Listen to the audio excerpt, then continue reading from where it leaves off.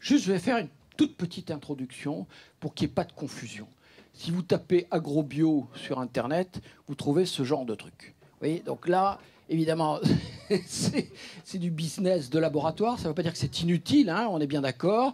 Ce sont des gens qui travaillent avec l'agriculture, avec l'agrochimie et qui font des dosages, etc. Bon, ça a sa valeur, ça a son utilité, j'ai rien contre, mais évidemment, nous, quand on pense agrobio, c'est à autre chose que l'on pense. Hein.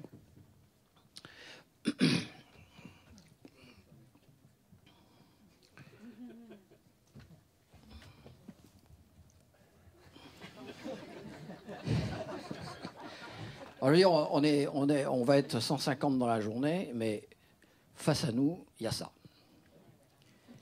Et vous voyez que on le voit mal, malheureusement, mais bon, Bayer veut racheter Monsanto et il pose sur la table plus de 50 milliards d'euros. Alors, vous voyez que on va parler d'agrobiologie, mais en face, il y a.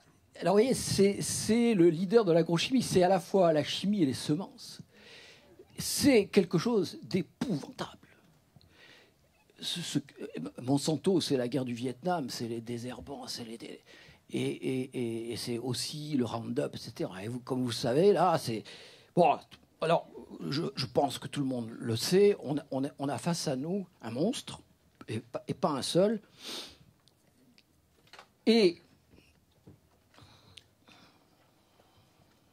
on n'est pas aidé.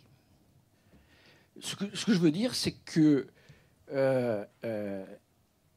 bon, alors on peut le prendre par différentes manières, mais on n'est pas aidé. Ça veut dire qu'il ne faut pas compter sur les autorités sanitaires. Je ne sais pas s'il y a des politiciens parmi vous, des gens qui s'intéressent à la politique. Il ne faut pas compter sur eux. Voilà, ces gars-là, ils sont à la fois dans la complicité, la connivence, tout ce qu'on veut, mais on ne peut pas compter sur eux. On peut compter que sur nous.